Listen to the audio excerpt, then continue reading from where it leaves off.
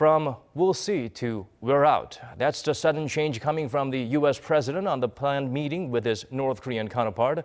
Pointing to Pyongyang's anger and hostility as the reason for the decision, Donald Trump told Kim Jong-un via a letter that is pulling the plug on that summit. Park Hye-jun starts us off with the surprise announcement. U.S. President Donald Trump shook the world with a sudden cancellation of the highly anticipated North Korea-U.S. summit that had been set for June 12th in Singapore. I have decided to terminate the planned summit in Singapore on June 12th.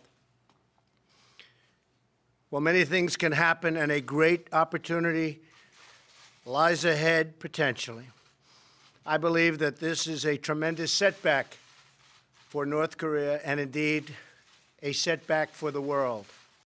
During his statement at the White House Thursday, President Trump said a bright and beautiful future can only happen when the threat of nuclear weapons is removed, and warned Pyongyang that the U.S. is more ready than it has ever been before.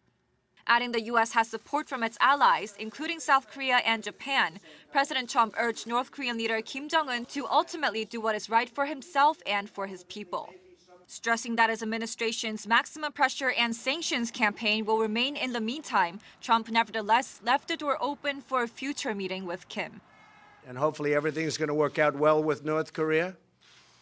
And a lot of things can happen, including the fact that perhaps, and would wait, it's possible that the existing summit could take place or a summit at some later date. Nobody should be anxious. We have to get it right. The news was announced earlier in the day in a letter to Kim Jong-un that was released by the White House.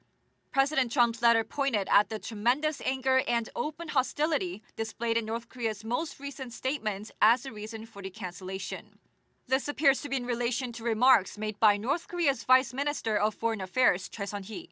She lashed out at U.S. Vice President Mike Pence for saying the North could end up like Libya if a deal is not reached. Trump concluded the letter saying the world, and North Korea in particular, had lost a great opportunity for lasting peace and prosperity.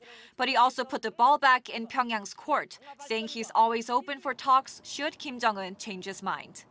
Park Hye-jun, Arirang News.